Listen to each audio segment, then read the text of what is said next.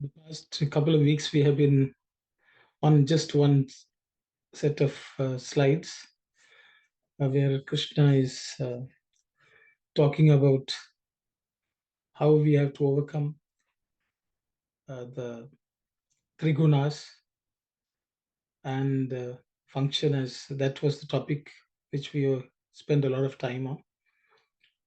So I will ask the sisters to, I think, maybe move on to the next slide if it's okay, and read. Krishna replied, Arjuna, the kshetra or body is associated with the gunas or attributes, tamas, rajas, and sattva. So the jivi, when in contact with it, and when it identifies itself with the body, imagines that it is experiencing grief and joy, which are the consequences of those gunas. The purusha, or the kshetrajna, has no real relationship with the gunas. He is just a witness. When iron is in contact with fire, then it has the power of scalding. But it is not iron that scalds, it is the fire. Through contact with Prakriti, Purusha appears as the doer and experiencer. Therefore, it is not proper to infer that the jivi is having grief and joy by the very fact of its occupying the body, which is the vehicle of the gunas. The earth sustains and helps the seed to grow into a tree or to decline. It is the guna of the earth that causes these two. So also the seed of Jiva Tattvam grows and blossoms into Brahma Tattvam in the body, which is the earth principle. Just as manure and water are essential for the tree to bloom and bear fruit, Satyam, truth, Shantam, peace, Samam, internal self-control, and Dhammam, external self-control, are essential for the blossoming of the spirit into Atmic wisdom. The attributes or gunas of Prakriti make it assume multifarious forms. Think of this one point, then the whole problem will become clear. Man is happy at one time, miserable at another. He is afraid one moment and courageous at another. Why? Because he is shaped so by the gunas. Do you say no? Then how can you explain these changes? They alone can transform man from one phase to another like this. Okay, thank you very much. Maybe Auntie, we will read the Telugu. Yeah. Sairam. Arjuna క్షేత్రము గుణములతో చేరినది కనుక దానితో చేరుటచే జీవుడు ఆయా స్థితులను అనుభవించుచున్నాడు అని తలంతురే కానీ I think it's a long sentence let me divide it. Arjuna క్షేత్రము గుణములతో చేరినది కనుక Arjuna, because the kshetra or the field is associated with the three gunas, because of that దానితో చేరుటచే జీవుడు ఆ స్థితులను అనుభవించుచున్నాడని,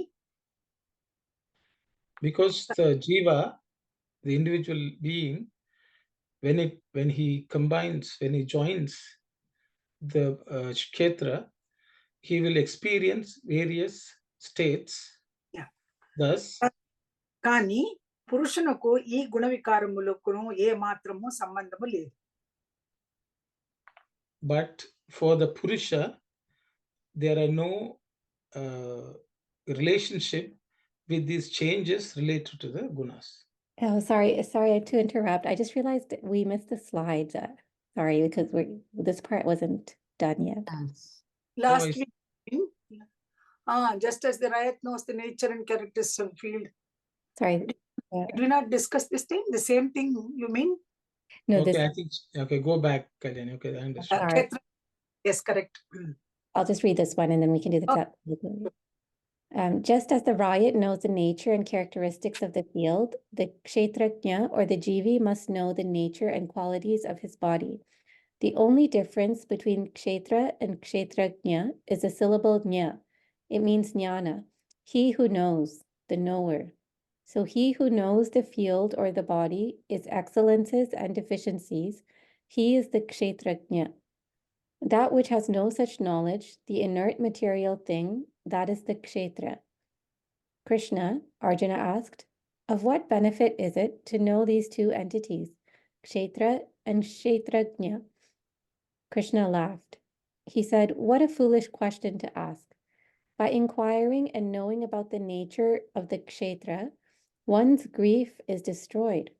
Knowing about the nature of the kshetrajna, ananda or bliss is acquired.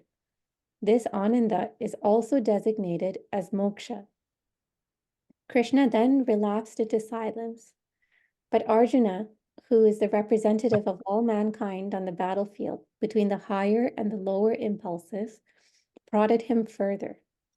Krishna, who are those who experience both these, the destruction of grief and the attainment of bliss?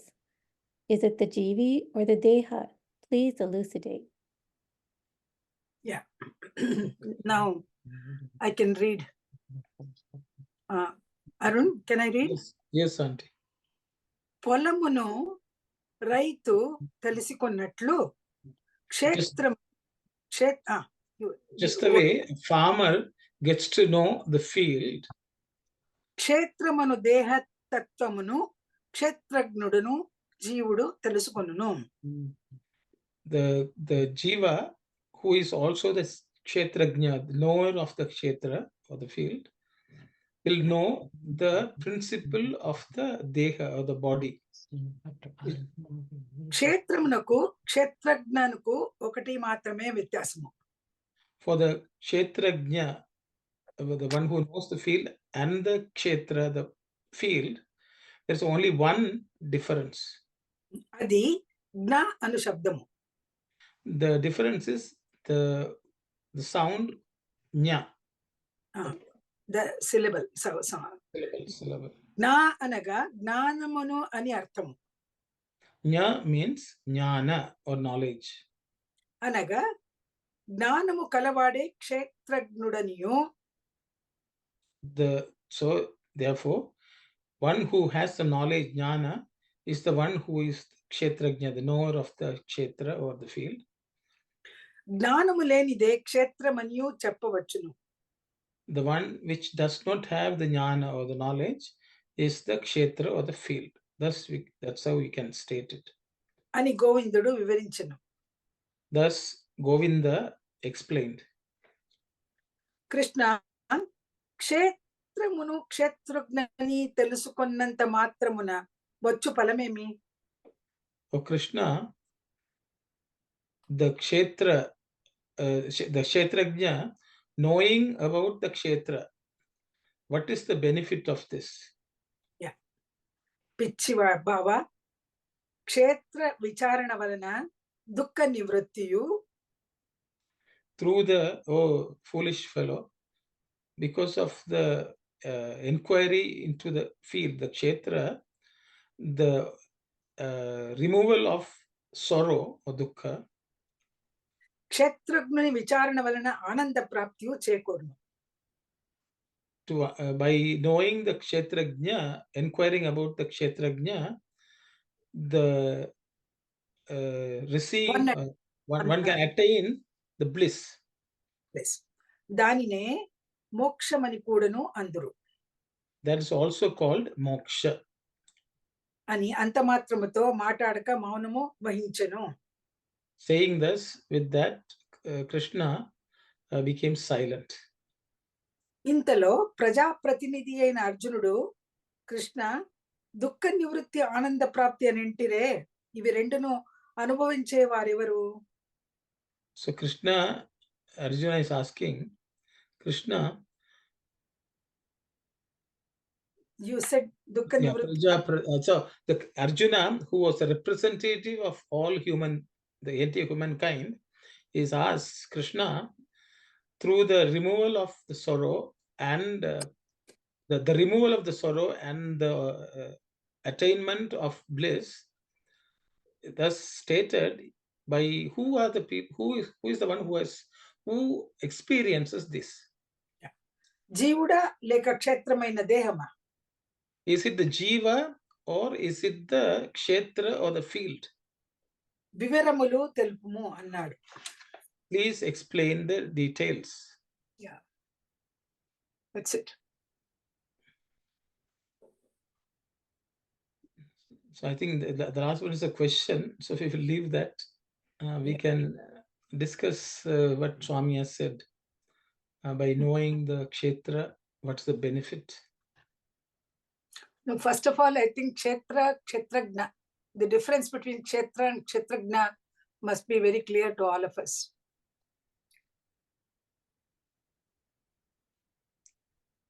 Here, the body is the kshetra, and the knower of the body is the jiva. That is called kshetragna.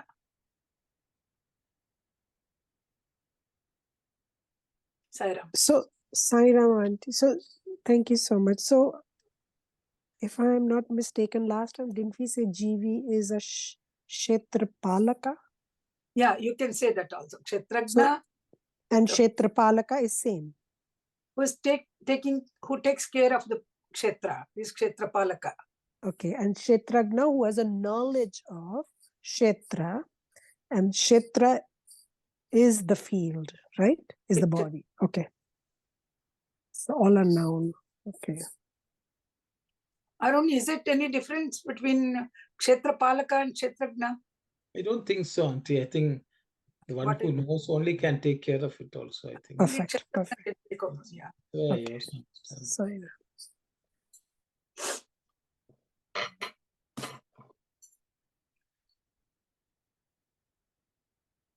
So I think maybe we should discuss, Swami saying, by studying about the kshetra, we can overcome sorrow. By studying, inquiring about the kshetrajna, we can attain bliss. Happiness, bliss. How is it that we have to discuss? Brother Sairam, can you repeat again, please? What did you say again, please? Swami says, through the inquiry into the kshetra or the body, we can overcome sorrow. By inquiring and studying about the kshetrajna, we can attain bliss. Uncle, just to clarify too, in the English, it had said, of what benefit is it to know these two entities? But when you were translating, Swami's actually saying the kshetrajna knowing about the kshetra. Of what benefit is that? Is that right? Swami saying, No, Krishna, క్షేత్రమును క్షేత్రజ్ఞుని తెలుసుకున్నంత మాత్రమున వచ్చు ఫలమేమి? He asked the question, what is the benefit by knowing kshetra and kshetragna? Oh, okay. No, Swami said kshetra munu, kshetrajnuni. Oh yeah, I think what translation is right, Kalyani. Maybe I didn't translate. క్షేత్రమును క్షేత్రజ్ఞుని, both. By knowing them, what is the benefit? What benefit is it to know both these two things?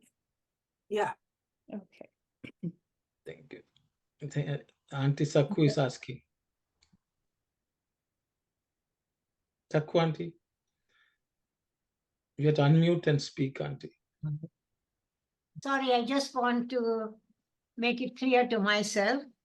So as long as you don't inquire, you are just a GV. But when you start inquiring, what is your inner self and your body? You're not the body. And when you start inquiring, you will realize that your soul is more important and it is connected to Brahma.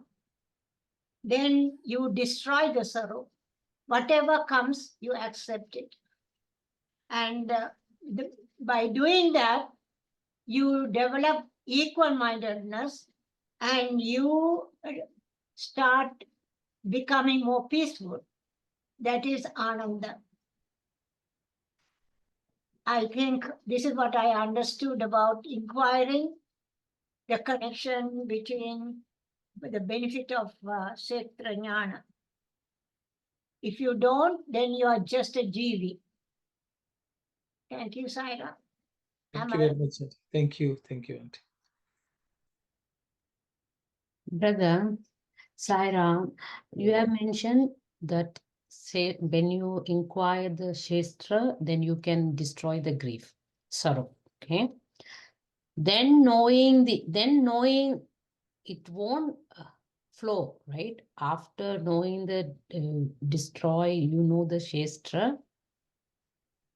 We have to knowing about the nature. So we have to understand that. Then what we have to do there's something you don't it won't flow right away to the once you destroy the you understand the Shastra destroying sorrow, you don't attain the Shastra Jnana, right?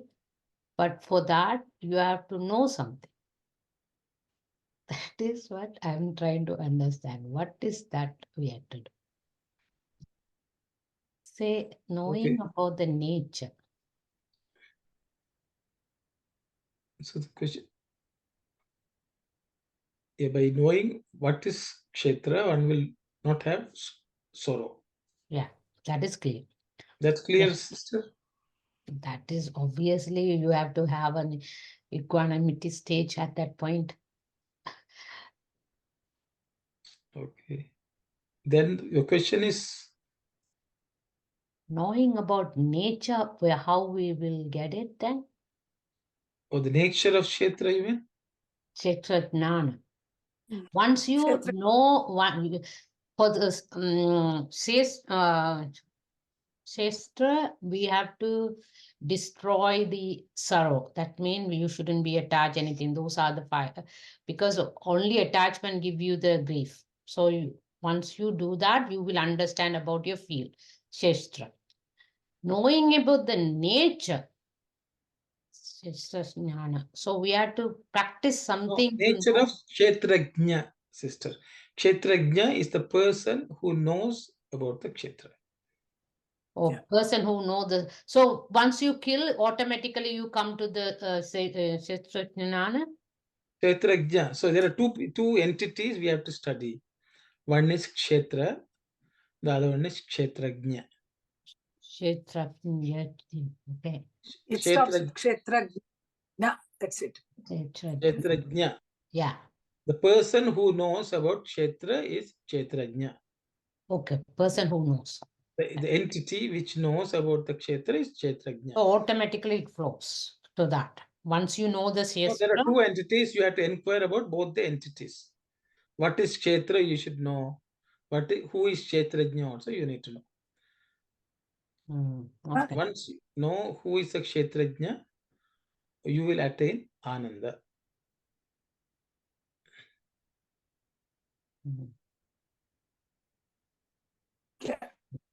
Okay. Yes. Can I say something? Yes, Auntie. Saira. Yes, Auntie. Please go ahead. The two questions here. One is you have to go, One, you have to go into the inquiry about the nature of Kshetra. First of all, let us take that. What is Kshetra? Kshetra is the body. You should know the nature of the Kshetra. That is, body is impermanent, it is inert, it's a matter. Matter is not going to be a permanent thing. So once it gets destroyed in one way. If you know that this body is not permanent, if you know the nature of that body, you will not be attached to that body. You will be away from, you will understand that this body is not me. And the second question is going to the inquiry. Sorry. Sorry. Is it clear, Arun? Aruna? Yes. Saira, sorry. after destroying that, then you have to know. Sister, you're not destroying the sorrow is destroyed. Yeah, sorrow destroyed. Sorrow destroyed, then you will understand the Shastra.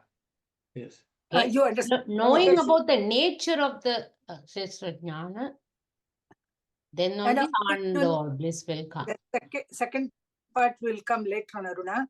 First of all, let's understand the first part, that is inquiring into the nature of Kshetra. What is the nature of our body? That we have to understand. Yeah. Yeah, body is So, yeah, you have impermanent, mentioned inert and this matter. impermanent. Okay. It's not, I am not the body. Yeah. All these things you know about the body. Then because by knowing that, your grief is destroyed. You don't have to feel sorry for the body when it dies. The body goes away. But the permanent factor which is inside the body, that is soul, that is Atma, it's not destroyed. The second question now, nature of the Kshetragna. What is the nature of Kshetragna? He is there. It's a permanent. It's permanent. He is always there. He is eternal. He is a part of the divine. So when you know the nature of Kshetragna, you will see, oh, I am not this body. I am only that Ananda, Sachidananda. I belong to that divine supreme being. So I am also Satchit Ananda. That's Ananda is attained. That's what his Swami is trying to tell. I hope. Yeah, that is it. Thank you. Thank you. Is it okay, Arun? Yes, Auntie. Yes, thank you. Thank you, Auntie. Yes, Brother Dasan. Yes, Aram, brother. I'd like to add to the point too. Yes. The nature of the body is 3 gunas. But nature of the Kshetrajna above the 3 gunas. Because of the 3 gunas only we are undergoing so many problems, pleasure and pain. But if we know, then we have to understand about the Kshetrajnana is about 3 gunas. Then when you practice that one, we can gain the bliss. Thank you. Thank you. Sairam, Auntie, what you said, I'm just trying to summarize and correct me if I'm. So my interpretation is Kshetra is a micro level, is a body level. Kshetra Jnana is a macro level, the full sum of the existence of an Jivi. So at a micro level, that will help you to day-to-day overcome those sorrows and help you to be, the equanimity and all of those things. So you have the knowledge of how to, so basically at a micro level. And Kshetra Jnana is as a full sum of the existence, as you said, who you are that spark of divinity, or last time when you said is a, you are Purushottam, right? You're a Paramatma, sorry, you are a reflection of Paramatma and all of, so I'm thinking as a micro and the macro level. Is it? Okay, perfect, thanks. Ivani, it's Kshetrajnana, no. Kshetrajna. Kshetrajna, okay. Kshetrajna. Okay. Kshetrajna. Ajna means to know. Kshetra means the body. The one who knows the body is Kshetrajna. That's it. The difference between these two words, Swami himself says there is a Jna, which is the syllable, which that syllable Jna is missing in the first one, and it is. Kshetrajna, okay.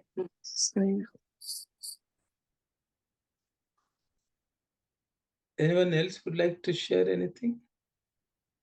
And just to comment on Sister Shivani's statement, Sister, the Kshetrajna which we are talking about is actually only at the micro level at this point in time.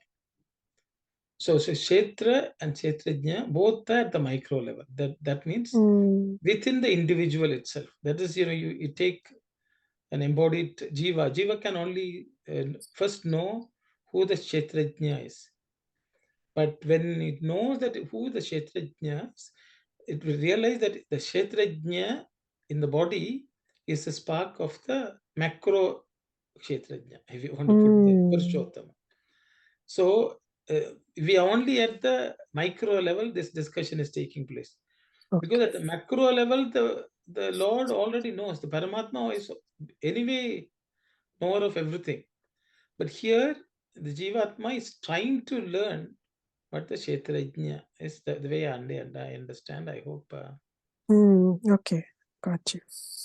Sorry. Yes, Sai Satish, please go ahead. Hi, Ramana. So I just wanted to understand that, is it when this inquiry is being done, whether it is about the kshetra or the kshetrajna, is it the ahankaram, or like at what level? It is the manas, buddhi, chitta, ahankaram. Is it at that plane of inquiry, positioned at that level, the inquiry is on about the kshetra being the body or the kshetrajna being the indweller, right? So is it at the level of the, who does that inquiry, basically? Who does the inquiry? Yes, sir. I think, that's, in my translation, I had mentioned something. So Kalyani was asking who is doing the inquiry. Yeah, I think of these two. So is there a third entity is the question you're asking? Yes, sir. Like in terms of, yeah, because whether it's the wielder of the instrument or the instrument that is doing the inquiry. Good question. So I will just ask others to. Yes, Aunt Saku. Yes, the one of the jnana indriyas, buddhi. Buddhi is the one that with its knowledge discriminates and finds out. Intellect. Okay, thank you, Auntie. To the Tasan. Yes, Sairam, brother, it's a good question. So that this mind is the one different to person. Ego, the mind, three gunas are different. So mind is the one asking the questions. Kshetrajna not asking, is only witness. Thank you, brother. Two different. I would like to read the sentence in Telugu so that it's clear to everyone. పొలమును రైతు తెలుసుకొనినట్లు క్షేత్రమును దేహతత్వమును క్షేత్రజ్ఞుడను జీవుడు తెలుసుకొనును. So here Swami is clearly saying you can call him Jiva or you can call him Kshetrajna. He is the one who knows about the Deha-tattva, that is Kshetra. Jivi must know. They're all. Is it clear now? I think I've made. Arun, you can further say. I will ask. Yes, Auntie. Thank you very much, Auntie. The only person who is capable of knowing is Kshetrajna. Whether he knows about the Kshetra or about himself or herself, it's so the Kshetrajna is the one who is capable of studying anything, whether it's a Kshetra or about one's own self. I think that's the question. The second question is, I think Swami has already talked about Manas and Buddhi. The Manas and Buddhi is also Jada. They are incapable. They are only instruments. They don't have any questions. They are just inert material, which the Jiva uses. But so ultimately, it is the Jiva or the Kshetrajna at the microcosmic level who does the inquiry. Because the mind does not benefit, because it's Jada by itself, because it's incapable of knowing. It is only an instrument, including the Buddhi, which is also Jada. So it is incapable, but the Kshetrajna uses these mind, Buddhi, and all that can only be used for studying Kshetra. They are not of any use to study the Kshetrajna, because the Kshetrajna is beyond all that. So there, the Jnanamaya Kosha comes into being. Actually, it is, if we use Buddhi, the only maximum it can say is Neti. It is not Atman. That's all they are capable. And they are incapable of going into the Kshetrajna area, because the Kshetrajna is beyond Manas, Buddhi, Chittam. Swami has already said, mind is incapable of reaching it, describing it. Yeah. Because it is Jada, it cannot understand what is Kshetrajna. Only the Kshetrajna is capable of knowing about Kshetrajna. He is not, he cannot use even Buddhi there. Buddhi is of no use. to understand the Kshetrajna. Yes, my understanding. Yes, Sai Satish. Yes, Anna, thank you for that explanation. So I'm just trying to again dwell a little more on this. So when we say that the manas and the buddhi can be used to understand kshetra and not kshetrajna, that not kshetrajna is fine. Obviously, lower level of instrument cannot be used for the higher level, so that is fine. But then in terms of the buddhi, manas, and all of that itself is jada. So how can jada understand another jada? Like in the sense, I'm just trying to say, even in that knowing that the kshetra is impermanent and full of sorrow, that inquiry also isn't it prompted by the kshetrajna? Because ultimately, how can one inert know another thing as inert? Isn't it the ultimate thing which tells you that everything else is inert, and that by itself is what is permanent? So your question is, the buddhi doesn't have any use of that knowledge. It is Kshetrajna who is the experiencer, who has any benefit from the knowledge. But the Kshetrajna may use the buddhi to realize that the world is impermanent and it is not Atman. It is not, that's my understanding. I don't know whether I answered your question. No, I- no, it helps. Yeah. Can I add? Sure. Yes, Auntie, please go ahead. This jada vastu, that is mind, body, intellect, they're all matter, jada. But they are energized by that kshetrajna who is present there. It has energized them to become Chaitanya Rupa. Then he uses them to inquire into the kshetra. Saira. Thank you very much, Auntie. Thank you. So, Sai Satish, okay? Yes, Anna. So ultimately, it is the kshetrajna who will look at their swaswarupa and say that I alone am the permanent, everything else is impermanent. That's what it will finally come down to, right? That realization, yes.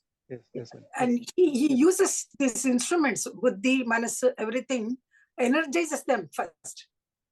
It is the one which is illumining our body, all the parts of our body. So that illumination should come from that Chaitanya, that kshetrajna. Otherwise, buddhi and manas, they are all useless. Saira. Thank you very much, Auntie. Thank you. Yes, Auntie Sakhu. I don't know, this Kshetra Jnana, does it has its own capability to inquire and find out? Because I cannot understand properly. Can you explain a little deeper? Kindly. Okay, Auntie. Okay, we'll check whether somebody else has something to say, and then I'll come back. Your question is noted. Thank you. Thanks. Sister Saira. Arun. Yes, Uncle Gopalan, please go. I'm just asking a question. When I pray, who is the I who is praying?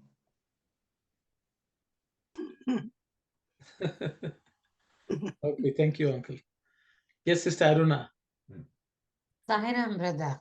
As I mentioned to you, there is something in the middle, Shastra and Shastra Jnana. I find it, in order for Shastra to understand, we have to have the, like a buddhi and manas is something to understand, right? Then you have to, Shastra Jnana is the... Sister, don't use the word Kshetrajna. Jnana, Kshetrajna. Kshetrajna. Kshetrajna is a person.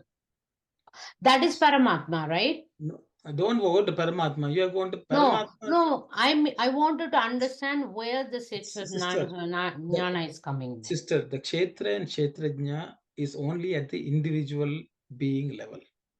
Okay, let's not bring Paramatma into this picture. So what is then? I think I will ban the word Paramatma Okay. for all. Okay, very good. Okay. So Very good. because otherwise we are all going to Paramatma. Yeah. Let's first sort out the matter at the micro level. See, in the body, we are all in the body. Question is I think complete. I will take an opportunity and talk about this, and then I will let others talk. Okay. Yes. Because otherwise we are again going back to Paramatma. Okay, Let's brother. not go to Paramatma. Okay. Yes. Within our body, we really don't understand where the body ends, where the mind ends, where the Buddha ends, and so on. There are many organs, instruments which we are using. What Swami is telling is study that. Okay. So the entire, all these instruments are broken into two categories. One is the kshetra, And which is the field. Kshetrajna. The other one is kshetrajna. Kshetrajna. Okay. Okay. Kshetrajna means one who does not know kshetra. Okay. Kshetrajna. Okay. The nya is important because one, the knower. So in our body, there are two entities. See, so already Swami has covered this 24 Jada principle. There is one Atmic principle. Anatma and Atma, we have already covered in chapter 2. Okay, this is again revision. So there are 24 principles which constitute the Kshetra, or which is Anatma. Okay, then there is the 25th principle is Atma. We are all still talk. No, we are not going to Param. Okay, Param is out. We only at the Jivatma level. Okay, in the Jivatma there is a sentient sense which is Kshetrajna. Okay, that is the individual Atma or Jivatma. Okay, but the problem is the Jivatma has got intertwined with the Kshetra and doesn't know where Kshetra ends and where the Kshetrajna starts. That is illusion. Okay, so to understand, first we have to figure out, we have to remove all the sheaths which we are wearing.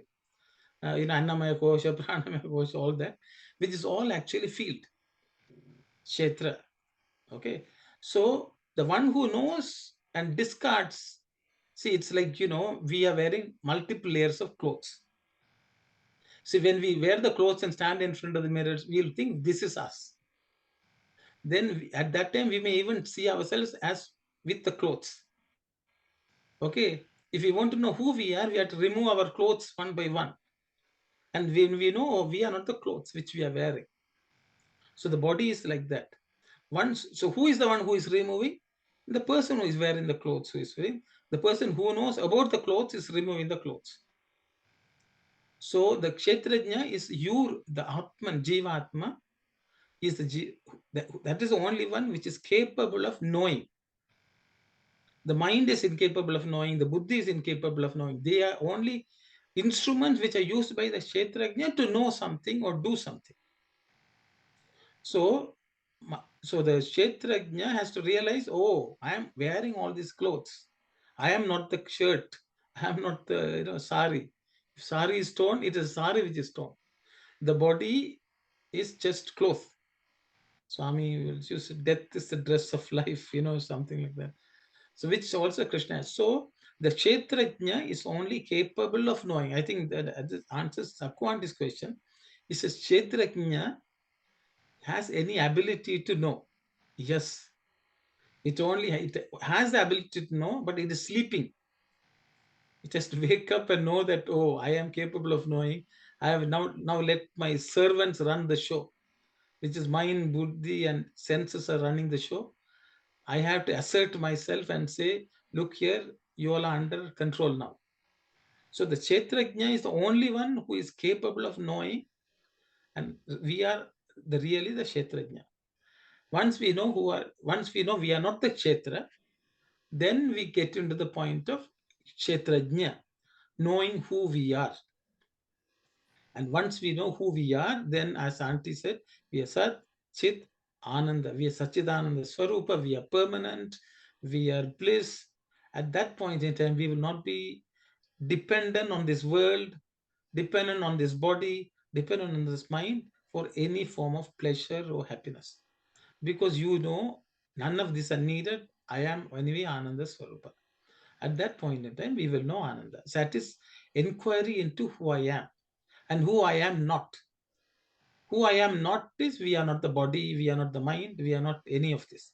But who I am is I am Atma Swarupa. I am a spark of the Paramatma.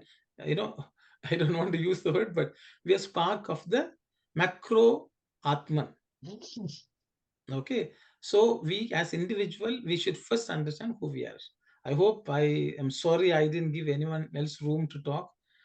I went because otherwise we are just going around in circles. I thought Thank you. okay, sorry. Sister Anandi, please go ahead. I just thought in my mind that the manas, buddhi, chitta, and ahankara, these four, it's equivalent to a computer.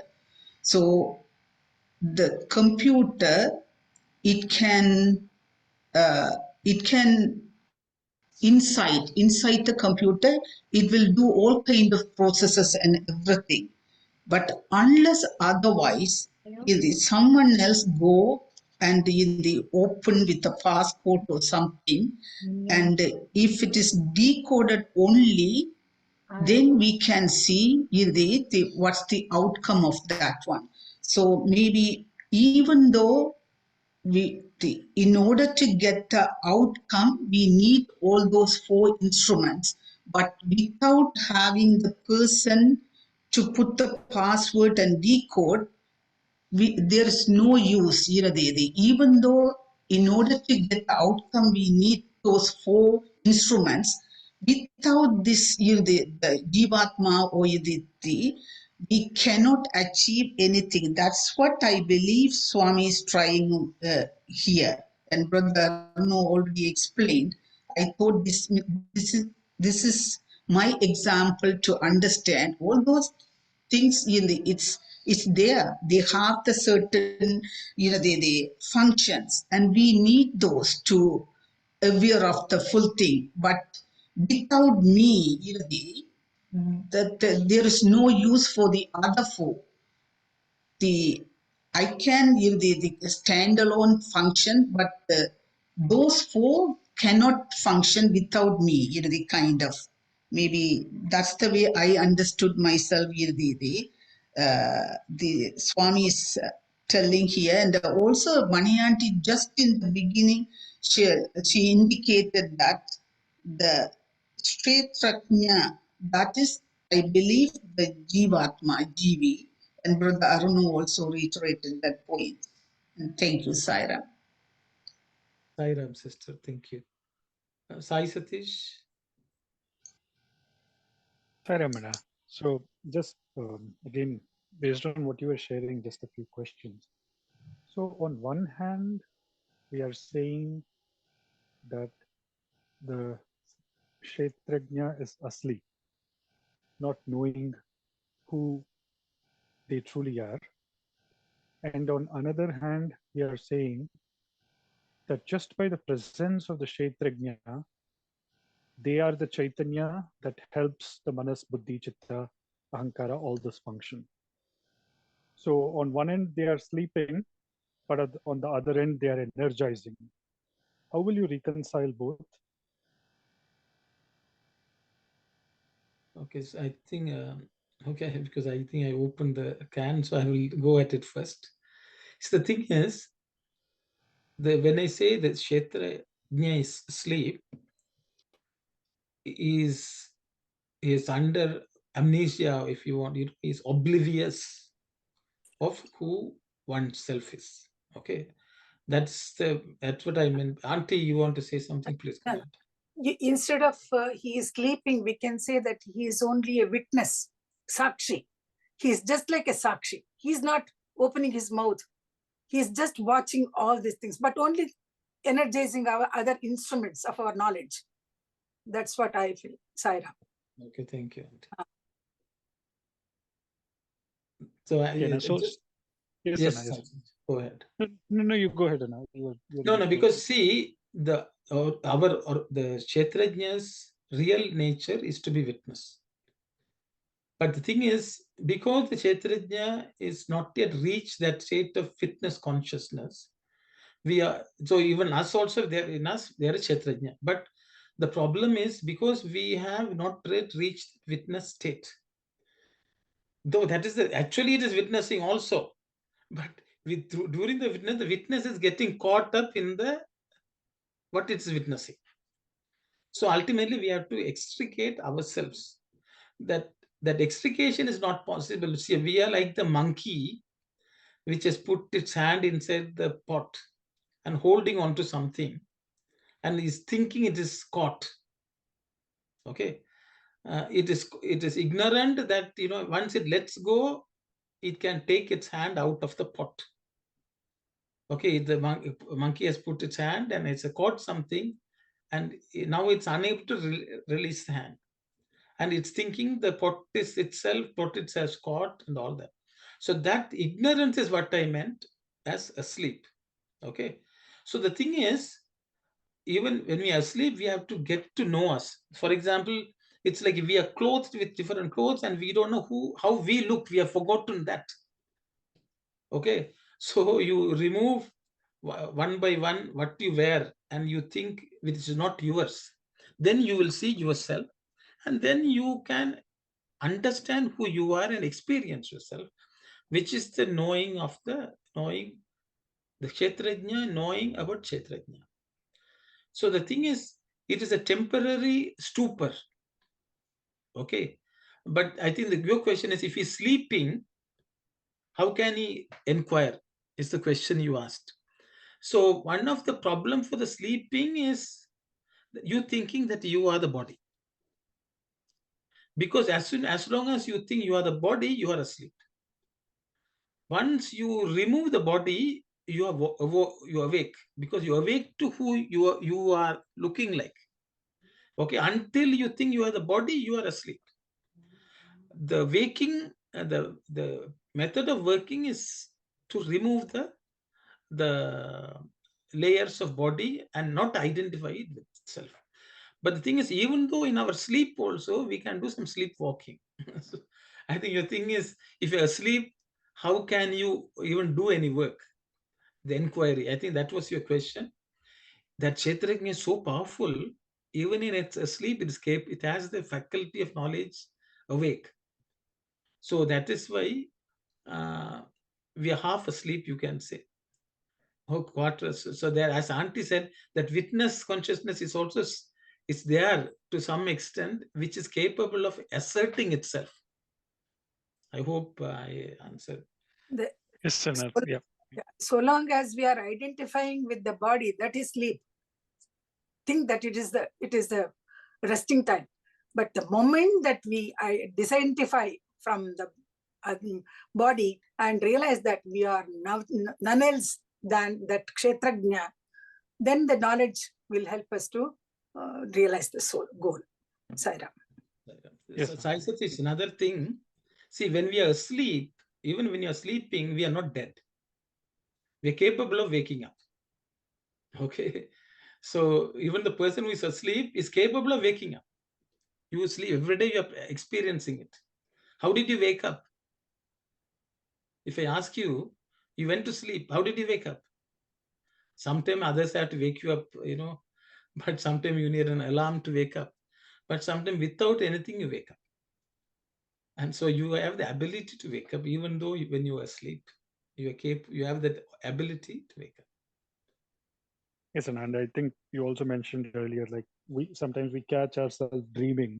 That means we know that there is somebody who is dreaming even in the dream. So I got that. Anna. The second thing was, so in this case, are we also calling the Anandamaya Kosha the Kshetra? In addition to all the Kshetras, do we also call Anandamaya Kosha a Kshetra, or that's the closest, I think, closest to the Kshetrajna? Yes. Okay. So because it's a continuum at some point, there are people who think Jnanamaya Kosha is also part of, so it's there are multiple opinions. I think Swami covers that in another Vahini, where he says some people say Jnanamaya is, Swami, it's this side or that side. It's very difficult to say, but Jnana itself is, you have already reached yourself. Okay, I think, yeah, like you said, at that point, I think you're at the state where you're everything. Chit. I think so. It doesn't. You are Chit. Yeah. You are at the state of Chit and Ananda. Okay. Yeah. Thank you. Yes, Auntie Sakku. Yeah, I just so like Satish, the 5 kosas. You said the body will remove layers after layers. Did you mean the 5 kosas? Yes, Auntie. Okay, so Prashnottara Vahini. so the Annamaya kosa, Yes. Manomaya kosa, Yes. Pranamaya kosa, everything. Little by little you remove. Yeah, until when you reach the Manomaya Kosha, which is the point of duality, from after that point in time, the duality disappears. Oh, after Manomaya kosa, duality good. Yes, duality. As soon as the mind, you cross the mind, which is the mind, Manas, Buddhi, Chitta, Ahankara, all of them are there. There's duality. Once you go into Jnanamaya Kosha, there's no duality. Okay, thank you. Yeah. So, but is it still Jada? That's conversation, whether, are you your pure self? That's up to, one who is in the Jnanamaya Kosha doesn't worry about any koshas at that point in time. Yeah. Yes. Okay, sir. Yes, Kalyani. So Swami saying that the difference between kshetra and kshetrajna is just the nya or the jnana. So one without jnana is kshetra. So if I say that, I myself, I don't have jnana, because, if you don't have that jnana, then do I say that I am also part of the kshetra? See, Kshetrajna has jnana, which is clouded. Avarana is there. But within that, the jnana is still there. Okay. Okay, it is just covered. Mala and avarana. Okay, so Kshetrajna is by nature is knowledge only. Okay. Okay, it is just that it has covered. It's like I think the example Swami gives is the fire, creates its own soot and smoke around it. And it's covered by its, like the burning charcoal has, soot all over it. You just blow it out and then you see that. So that doesn't mean it didn't exist. It exists, but it's covered. Ananda exists, it's covered. Jnanam exists, but it's covered. And then, Just and then there's no jnana in any, like rock, tree. No, it is there. There. Okay. Okay. There is Chaitanya, everything, including a stone. Okay. It may not manifest the way we see it. Without it, all the molecules will disappear. If even in a stone, if everything has come together, there's a magnetic force which keeps all the molecules together. So there also the Chaitanya is present. Okay, it is present. Thank you. God is present everywhere, so it's present. Okay, okay, Saira. Sister Aruna. Brother, Kshetrajna, you will get your Ananda, right? Or bliss is acquired. So Ananda is designated to moksha. Yes. So you said, so the jivi in the state of moksha, that's how you look at it? Because you said the individual has two entities, okay, Kshetra and Kshetrajna. Yeah. So after knowing this, Kshetrajna, so you will come to Ananda bliss. So as a jivi, if you come to that, you are designated as moksha. So while you are in the life itself, you will feel it, right? Yes, of course. That they are called Jivan Muktas. Oh, okay. Right. Thank you. Actually, some of the things which we're discussing is in the next slide which we read. Okay. So Thank you. I don't know. Swami gave us a sneak. See, it was not an accident that we read that and we came back here, because some of what I'm saying I have borrowed from that slide.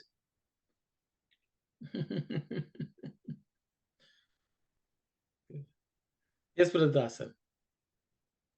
Hi, Ram, brother. I want to talk about the injustice. So if we looking at the karma, we are going through that everyone is in a different stage because of the karma. So if Kshetrajna is the one enjoy, we have to punish him, not the body or mind. But we are punish the body and the mind through the karma. That part I didn't understand. And we always say you have to look inside and who is seated, and you have to understand the inner self. That part, why we are punishing the body and the mind. If Kshetrajna enjoying that everything. Thank you, brother. That's a question. Thank you, brother. Thank you. See, anyone who would like to answer, Brother Dasan? This is injustice. Kshetrajna is going scot-free and the Kshetra is suffering. That's, how it is not fair. That's what Brother Dasan is telling. So anyone has an answer?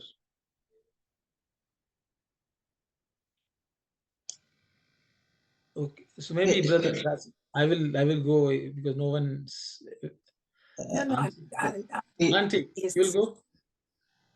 No, Anandi is coming. Anandi, please go ahead. Sister Anandi, no, I didn't go to Sister Anandi, only if she has answered to Brother Dasan's question.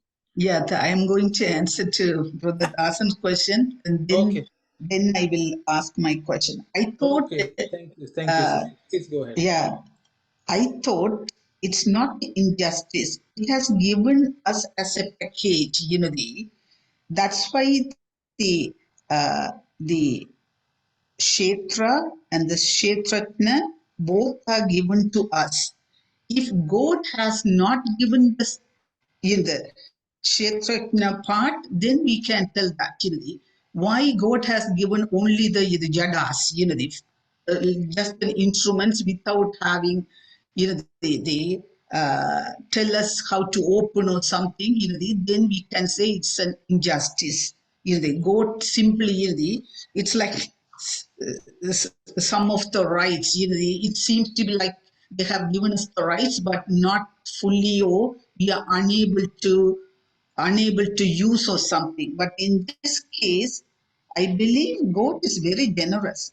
God has given both, the instruments as well as to know how to operate that instruments too.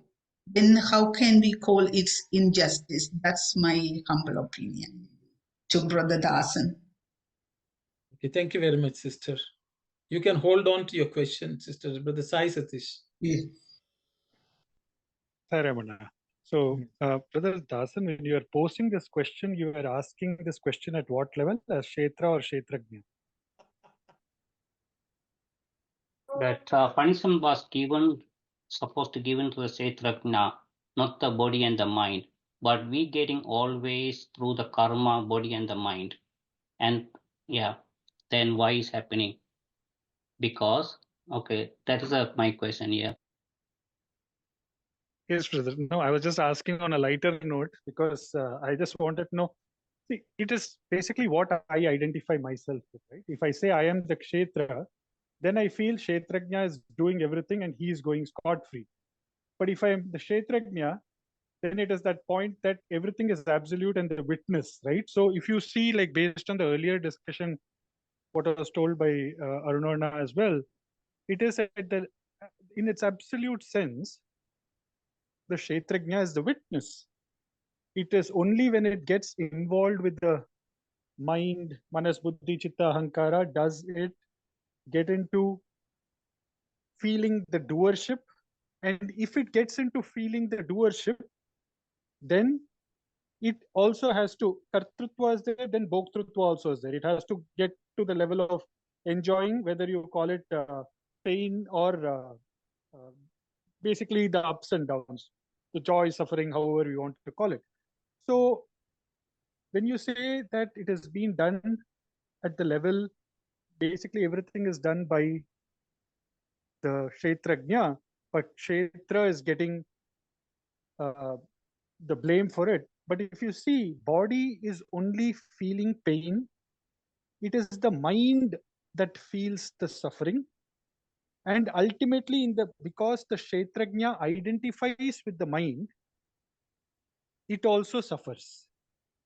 So actually, for everything that you're saying, Kshetrajna is not, it is, because you're at the level of the body, it is only pain. It's only at the level of the mind and beyond, based on that identification, that's the suffering comes. So it is actually the Kshetrajna who is going through that whole process of whether experiencing the pain or the pleasure. But if it becomes the witness, then everything else just happens superfluously. It sees the pain, it sees the pleasure, but it by itself is not affected. Does that help? I'm just trying to see if. So thank you, brother. You know, in the reality in the world, if we take the witness in the court, he's not affected anything. He just tell whatever he has seen. Same thing. Whatever we do any karmas, Kshetrajna is a witness only.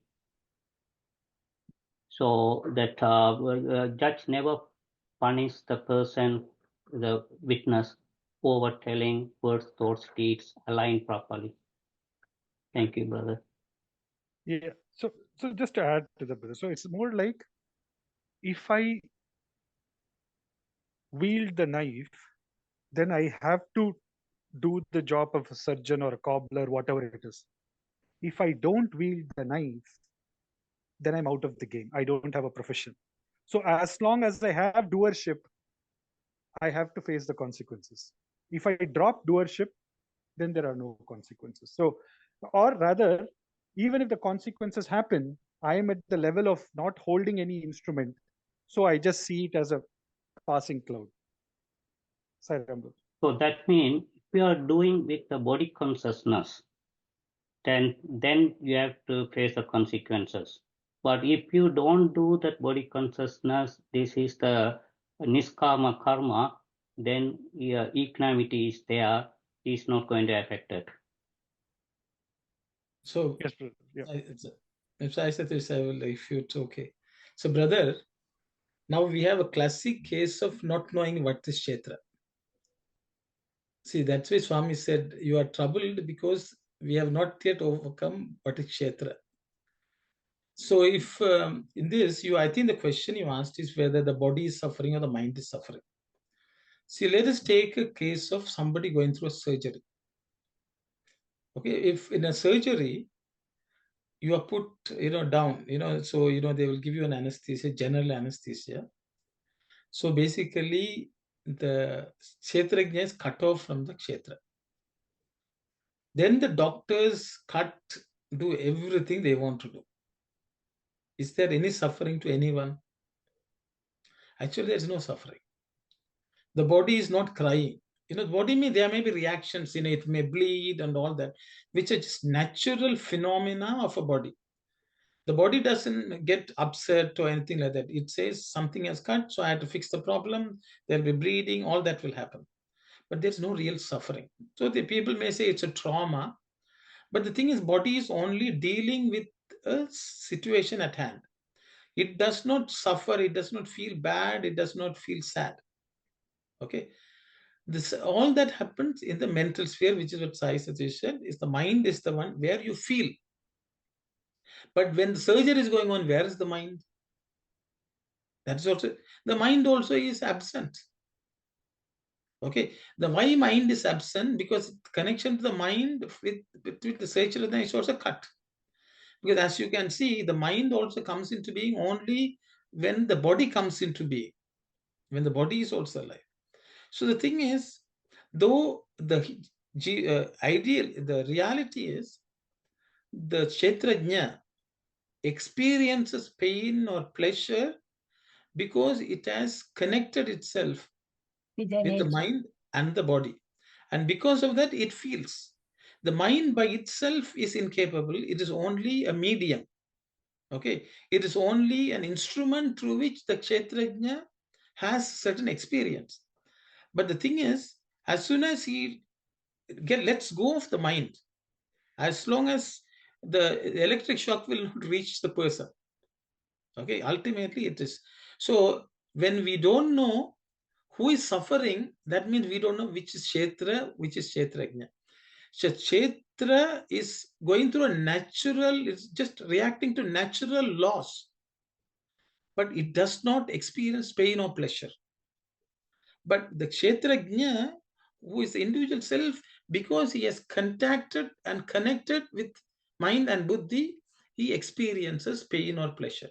So as soon as you cut them separately, you separate them, then you realize, oh, it is not the body who is undergoing. I am the one who is thinking suffering. I am suffering because I am connected, in contact with the body and the mind, and that is how I am experiencing things.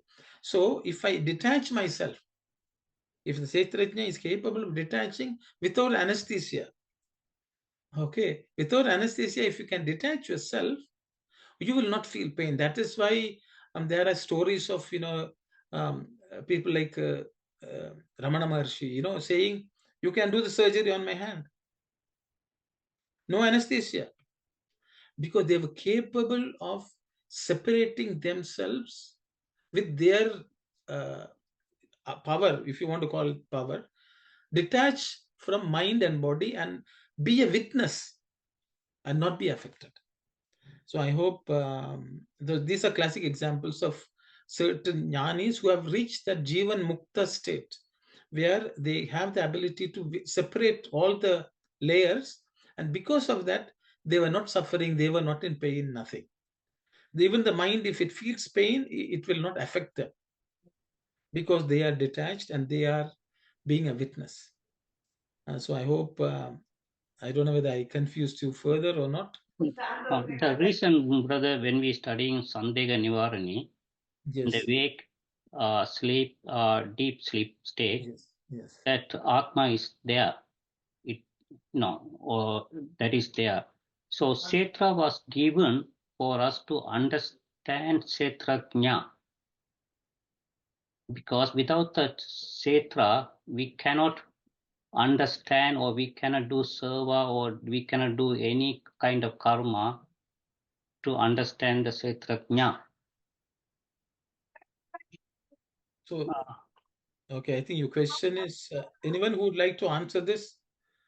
Do we need the Kshetra to know Kshetrajna? That's the question, brothers. From Sandhya Nivarani, that still the Sandhyam has not Nivaranized. But so, so what the Sandeham is?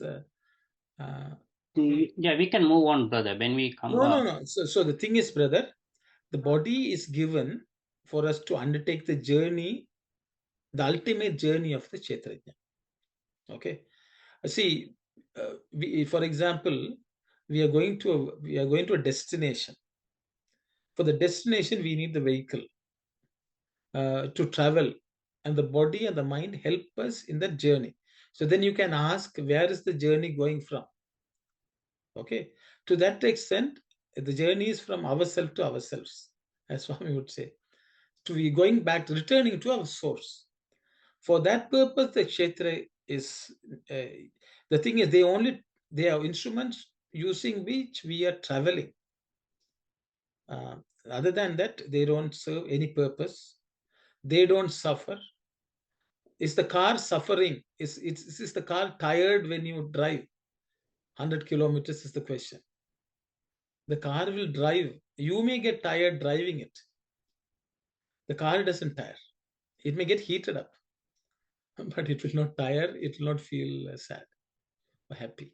It will not even feel happy that when you reach the destination. So the mind, the body, and the kshetra are like that. They are not even affected by the journey. They are not neither happy nor sad when you reach the destination. They are only vessels on which you travel. I'll stop here. Sorry, Kalyani.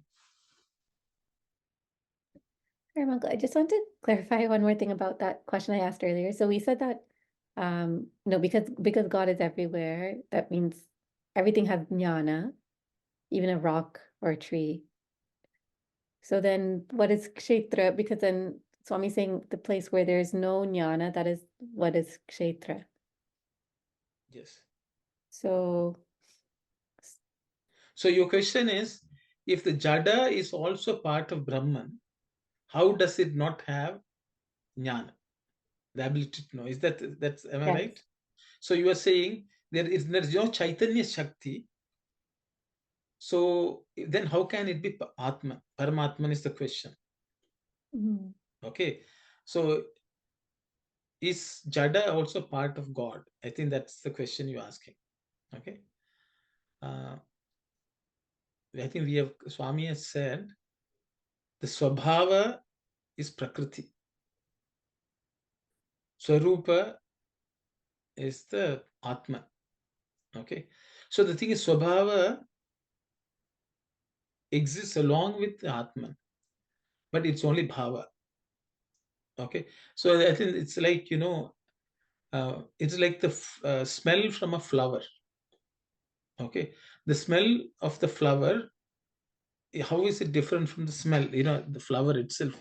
But in that sense, they are they're one and the same. But I think your question is, then why does not the mind and body don't have knowledge? Okay, because if it is Paramatma, okay, the Jada, the advantage of Jada is it is completely in a state of witness consciousness, whereas only the Kshetrajna is suffering from something. The material world, which is part of God, is naturally, it is in a state of witness. It continuously changes. Because if you look at the Jada, it is comprised of atoms. Okay, the atoms come together and disintegrate. The atom by itself does not change. But when we witness it, we are the ones who think, oh, this got formed and this didn't get formed. But as far as the atoms go, atoms are not affected. Okay. So from that sense, they are eternally in a state of witness, if you want to put it that way. But the thing is, the whole problem only stems from the fact the person who delude doesn't know the difference. See, Prakriti itself, Swami says, is Pratyaksha Brahman. Nature is Pratyaksha Brahman. Okay. So, because it's a Pratyaksha Brahman, it is also a state of consciousness. The only problem person is ourselves. The Jna, the Jna is forgotten the Jna. That is the only problem in the whole scheme of things in this world. The wind blows. Is the wind upset? Is the snow falls? Is the snow upset? We think, oh, it's cold. The snow is happy. You shovel it, then also it's happy. Okay. They are totally in witness consciousness. That is why they are called Pratyaksha Brahman. That's why we worship the tree. That's why we worship the stone. Because we want to be like them. They don't complain. They don't say, bring me the heater. Okay. They just accept everything as witnesses. Okay. They don't need to know, they don't need to not know. They are Brahman. That is why Hindus worship stones, trees, everything. Okay. Nature is Pratyaksha Brahman. The only problem is ourselves who got deluded and confused. Now the only problem which has to be fixed is this Nya who is capable has forgotten who is who, what is what. I don't know whether I answered your question or Yes, not. I okay. just So is it correct to say that the kshetra is actually the delusion? It's like the Maya, or no. The way we perceive the kshetra is the problem, Maya. then why would we call it kshetra? If it has knowledge, then isn't that also kshetrajna, like all of Prakriti? Kshetra is not even worried about knowledge. It doesn't need knowledge because it's not suffering.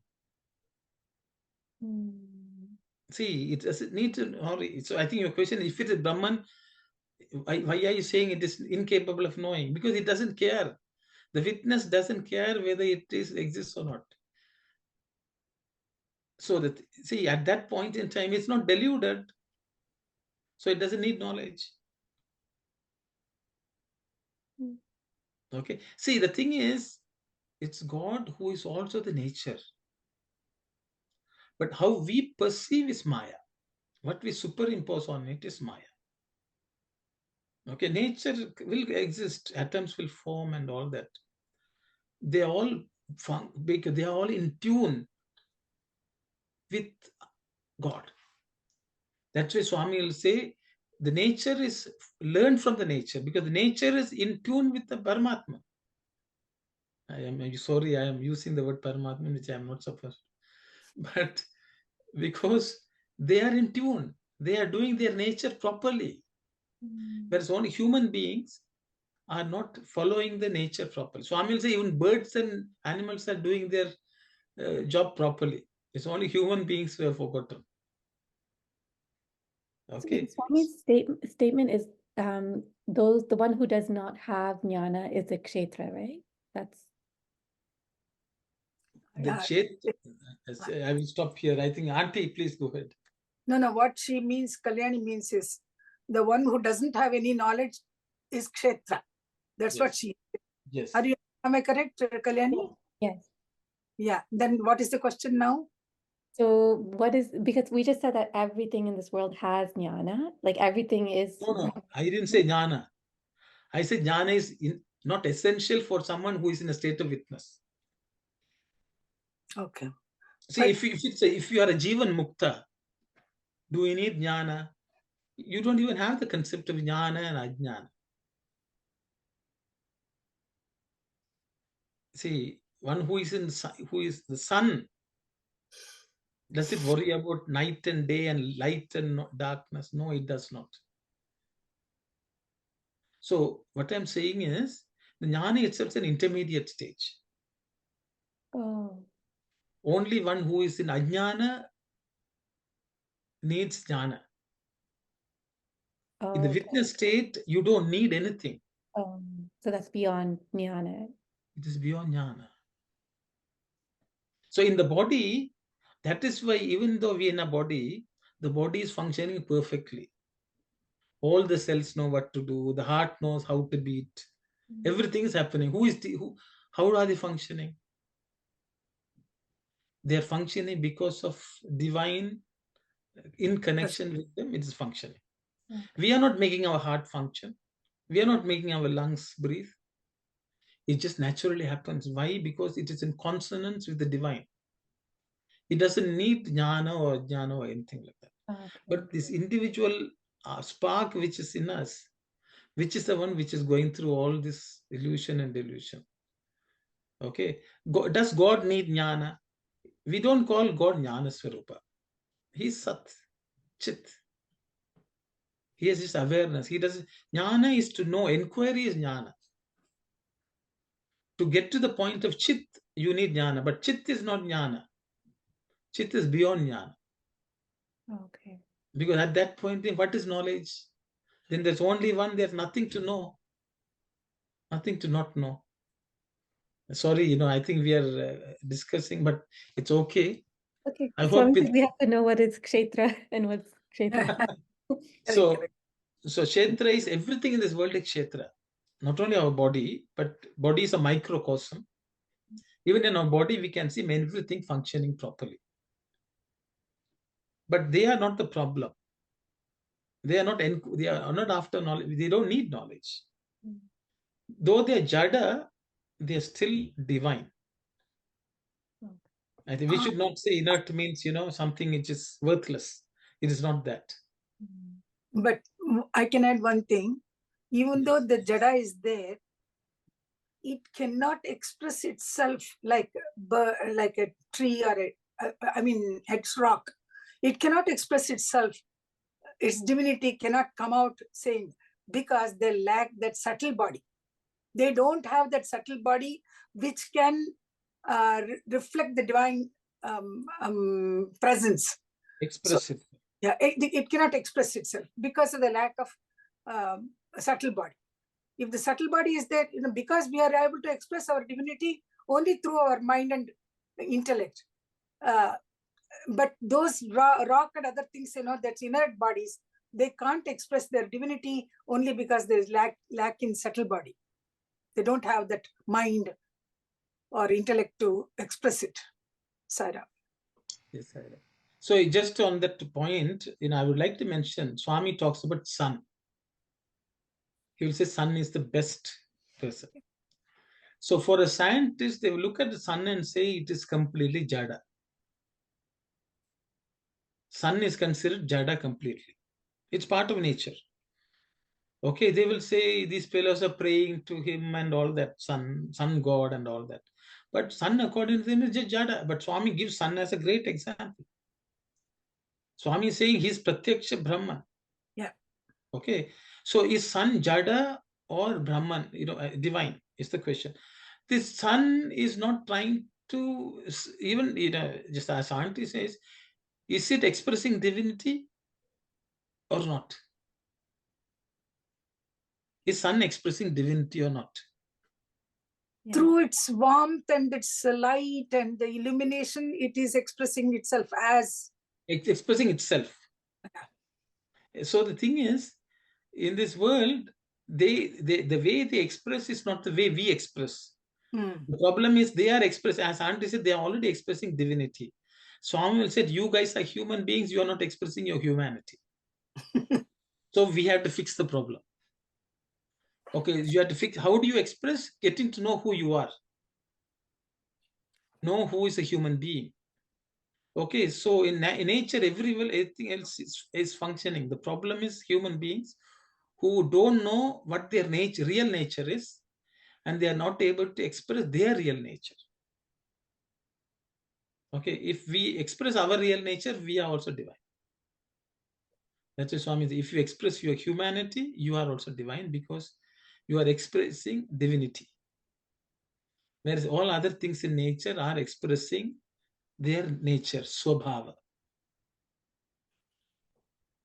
Okay, so are we better than the jada or are we not better? I think this, see, sometimes we think when we can express, we are better. No. Kshetrajna is not above Kshetra. It is not in a superiority, who is better, who is inferior. No, not even that. In this body, we need to separate ourselves from the Kshetra. Yeah. Ultimately, that's what it is. So like an animal that's just expressing its animality, it's expressing divinity through expressing its animality. So Yes. a human being expressing compassion and all those human qualities that Swami talked about, that's expressing divinity. Exactly. That's It's why not just Swami says human values are divinity.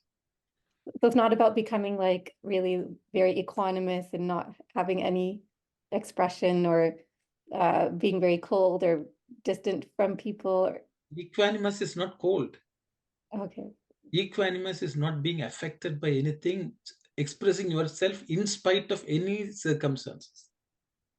Whatever the circumstances, you will express your humanity. That is equanimity. Yeah. Okay. Sukha dukkha same krutva. Expressing human quality in all circumstances. That means you are expressing divinity. So, brother, in that case, sun is expressing his equanimity.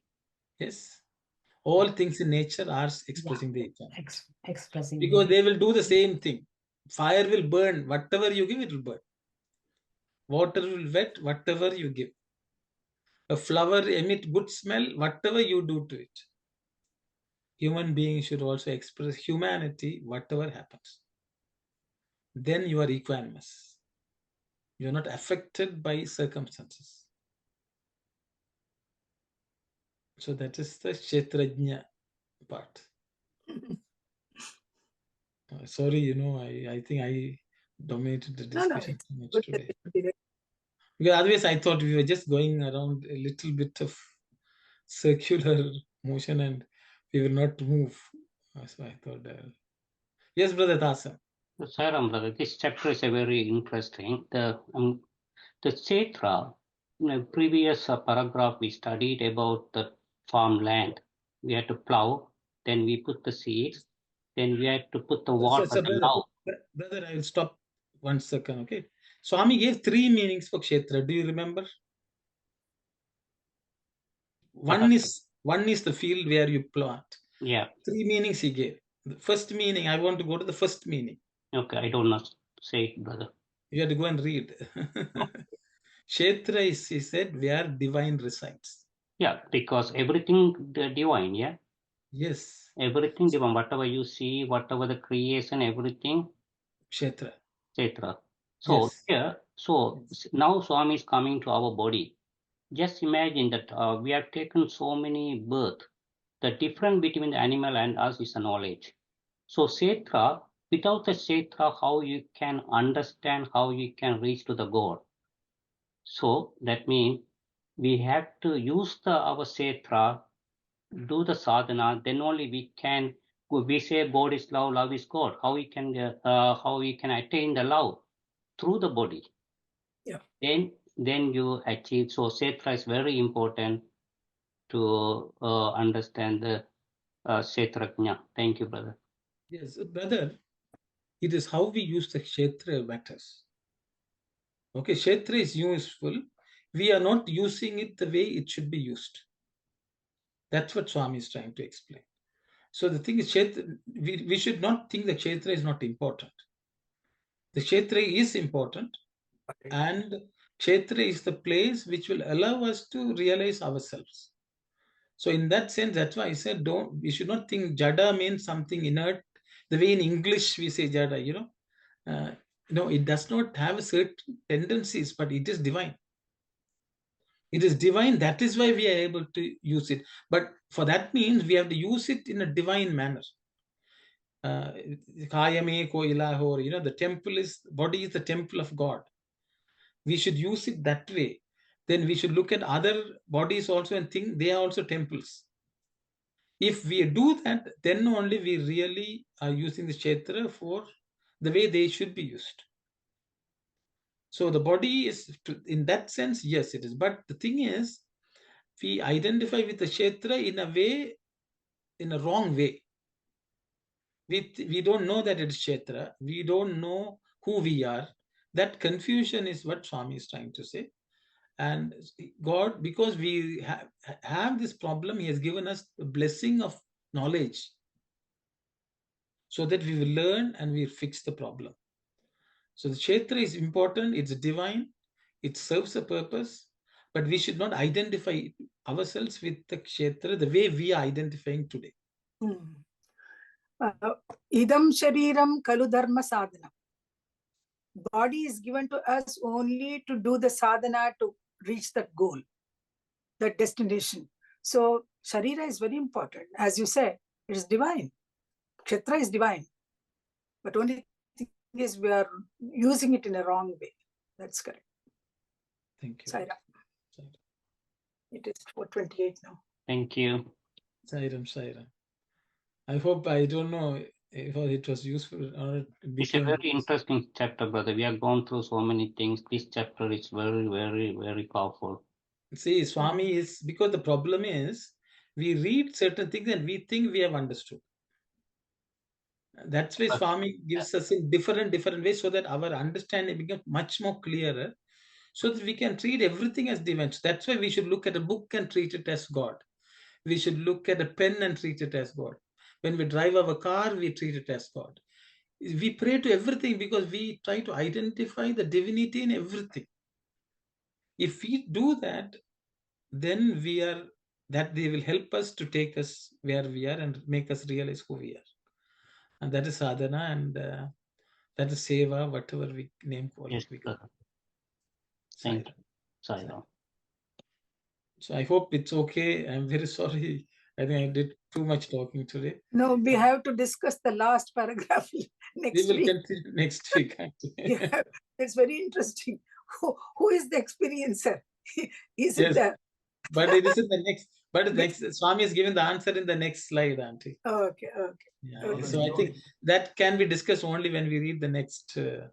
Brother, you don't feel sorry. We thank you for that, the clearing everything. It's very amazing that really, like Brother Dasan said, this is a very amazing chapter of this. Yes. Thank you very much. Sairam.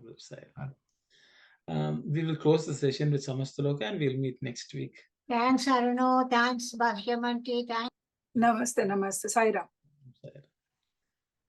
Om Samastaloka Sukhino Bhavantu Samastaloka sukhino bhavantu.